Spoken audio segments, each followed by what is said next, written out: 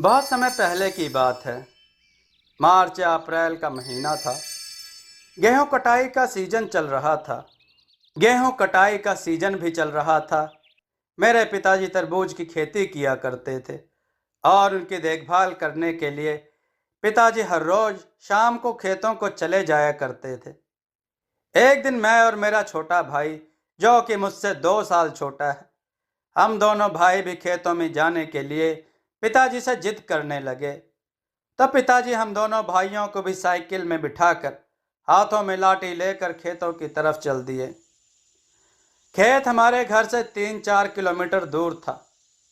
खेतों को जाने के लिए रास्ते में बड़ी बड़ी झाड़ियां, सरपत के बूटे, जंगली पेड़ों के बीच से होकर गुजरना पड़ता था। उसके बाद एक छोटी गंगा नदी का किनारा, जो कि गंगा जी की बड़ी शाखा से फूटकर एक छोटी शाखा निकलती है, जिसमें पानी नहीं रहता, क्योंकि उसमें बड़ी गंगा नदी में बाढ़ आने के पश्चात ही पानी का प्रवाह होता है। उसको पार करना पड़ता है। आधे घंटे के बाद हम अपने खेत में पहुंच गए थे, जहां पिताजी ने तरबूज बोए थे। पिताजी हम दोनों भाइयों को वहां छोड़कर और जाते जाते कहा कि मैं दूसरे खेतों को देखने जा रहा हूं। अगर मुझे आने में देरी होगी तो तुम लोग सांझ होने से पहले पहले घर चले जाना। यह कहकर दूसरे खेत को चले गए, जो कि वहां से 1-1.5 किलोमीटर दूर गंगा नदी की बड़ी शाखा के पास था। हम दोनों भाई कुछ देर तक खेतों में इधर उधर घूमते रहे। फिर हम दोनों मचान के पास गए, जो कि पिताजी ने जमीन से 8-10 फुट ऊपर खेतों के बीचों बीच बनाई थी। हम दोनों ऊपर चढ़कर बैठकर आराम से खेलते रहे और खेलते खेलते कब हम दोनों को नींद आ गई पता ही नहीं चला और हम दोनों गहरी नींद में सो गए। उधर शाम ढल रही थी। सभी लोग अपने अपने घरों को वापस जाने लगे थे और हम दोनों भाई अभी भी गहरी नींद में सो रहे थे। रात के 8 या 8:30 बज रहे थे। बाद में जब पिताजी दूसरे खेत से लौटकर वापस आए तो रास्ते से ही हमें 2-3 बार आवाज दिए, लेकिन हम दोनों भाइयों को गहरी नींद के कारण कुछ भी सुनाई नहीं दिया।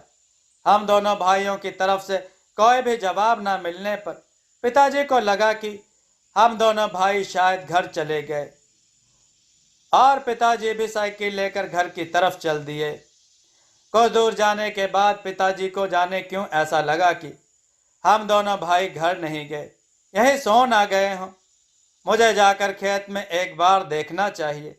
और पिताजी साइकिल लेकर वापस खेत के पास आए और मचान के पास गए, जहां हम दोनों भाई ऊपर सो रहे थे। पिताजी हम दोनों को सोते देखकर सन्न रह गए और उनको लगा कि मैं कितनी बड़ी गलती करने जा रहा था। अपने बच्चों को इस सुनसान जंगल में अकेला छोड़कर घर जा रहा था। फिर पिताजी ने बिना देर किए हम दोनों को नींद से जगाया और कहा कि घर नहीं चलना है क्या। फिर हम दोनों भाई जल्दी से उठकर मचान से नीचे उतरकर पिताजी के साथ घर के लिए चल दिए। रात के 9 बज रहे थे। चांदनी पूरी तरह से फैली हुई थी। मैं साइकिल लेकर आगे आगे चल रहा था। मेरा छोटा भाई और पिताजी मुझसे 8-10 कदम पीछे चल रहे थे। हम लोग चलते चलते छोटी गंगा नदी के पास पहुंचे। एक किनारे से नीचे उतरकर दूसरे किनारे को चढ़ ही रहे थे कि अचानक पीछे से धम किसी के कूदने की आवाज आई। पिताजी ने पीछे मुड़कर देखा तो कोई आदमी भागते हुए हमारी तरफ ही आ रहा था, जो कि देखने में बहुत ही भयानक और डरावना लग रहा था।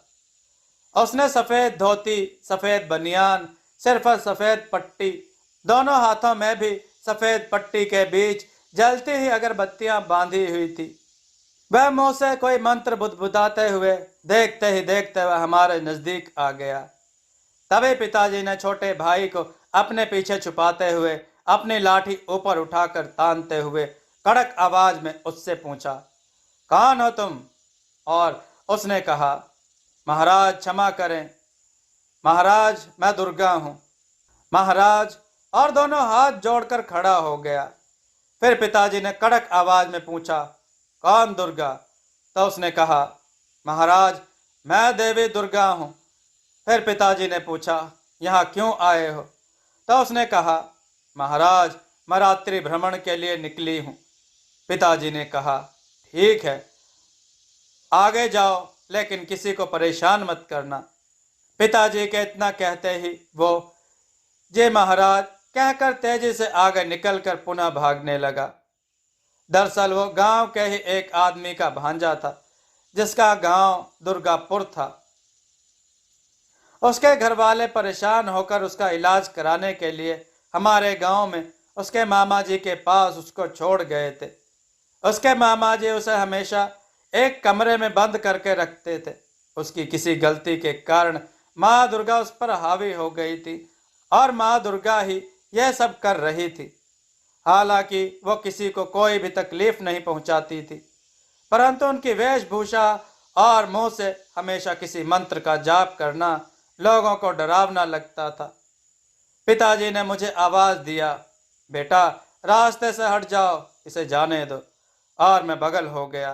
तब तक वो मेरे पास पहुंच चुका था, जिसे देखकर मैं डर गया। मेरे मुंह से चीख निकल गई। तभी पिताजी ने पास आते हुए कहा कि डरो मत, मैं हूं, और कहा कि जल्दी चलो, आगे भी कुछ लोग जा रहे हैं, नहीं तो वो लोग डर जाएंगे। हमारे आगे जाते हुए 2-4 लोग दिख रहे थे। पिताजी ने उनको आवाज लगाया कि जो लोग भी आगे जा रहे हो, रास्ते से हट जाओ, इसको जाने दो और डरना मत, पीछे हम लोग हैं। इतना कहते ही हम तेजी से आगे बढ़ चले। अचानक हमारी चाल की गति भी तेज हो गई। वो शख्स भागते हुए जा रहा था और हम अपनी चाल में जा रहे थे, लेकिन उससे महज 10-15 कदम ही पीछे थे। और हम अपने चाल में ही चलते हुए हमारे आगे जाते हुए लोगों को पीछे छोड़ते हुए आगे बढ़ते जा रहे थे। और पिताजी आगे जाते हुए लोगों को आवाज लगाते रहे, जितने भी लोग आगे जा रहे हैं, रास्ते से हट जाएं। उन जंगलों से निकलकर हम इतनी जल्दी गांव के पास आ गए, हमें पता ही नहीं चला। गांव के पास आगे से 2 रास्ते थे। एक रास्ता गांव की तरफ जाता था और दूसरा रास्ता गांव के बाहर जाता था। और वो आदमी गांव के बाहर जाने वाले रास्ते में मुड़ गया। पिताजी ने उसे उस रास्ते में जाते हुए देखा तो पिताजी ने कहा, ओ दुर्गा, उधर कहाँ जा रहे हो? तो उसने कहा, महाराज, अपने स्थान को जा रही हूं। और इतना कहकर वो चला गया। हम लोग भी अपने घर को चल दिए। घर पहुंचते पहुंचते 10 बज गए थे। फिर हमने खाना खाया और सो गए। सुबह सभी लोग अपने अपने काम में लगे थे। हम लोग भी उठ गए थे। रात को हम लोगों के साथ घटित हुई घटना, जो भी हुआ था, सारी बात हम दोनों भाइयों ने माँ से बताया। तो माँ ने सारी बात सुनने के बाद हमें बताया कि बेटा, वो तो माँ दुर्गा थी, लेकिन तुम्हारे पिताजी को देखकर उनको महाराज कहकर पुकारने का मतलब उनको तुम्हारे पिताजी के रूप में साक्षात प्रभु बजरंग बली दिखाई दे रहे थे। इसलिए माँ दुर्गा उन्हें महाराज के नाम से संबोधित कर रही थी। तब मुझे समझ में आया कि हो न हो, इसलिए उन्होंने हम लोगों को कोई भी हानि नहीं पहुंचाई। दरअसल हम लोग घाटा मेहंदीपुर राजस्थान श्री बालाजी के दरबार से जुड़े हुए हैं और यह सब श्री बालाजी का ही चमत्कार था, क्योंकि उनके दरबार से जुड़ने के बाद माँ और पिताजी सच्चे मन से उनकी पूजा पाठ करते थे और मैं भी प्रतिदिन हनुमान चालीसा का पाठ करता था और यह सब हमारी श्रद्धा भक्ति का ही फल था। श्री बालाजी महाराज प्रभु हनुमान जी के ही कलयुगी अवतार हैं। आप लोगों ने भी उनकी महिमा के बारे में सुना होगा और यह सब उन्हीं का चमत्कार था, जो कि हमने अपनी आंखों से देखा। मैंने बचपन में यह सुना था कि अगर भगवान को सच्चे मन से पुकारो तो वह हमारी मदद जरूर करने आते हैं, बस हमारे अंदर एक आत्मविश्वास होना चाहिए। यह मित्रों थी एक सच्ची आस्था की कहानी और सच्ची घटना।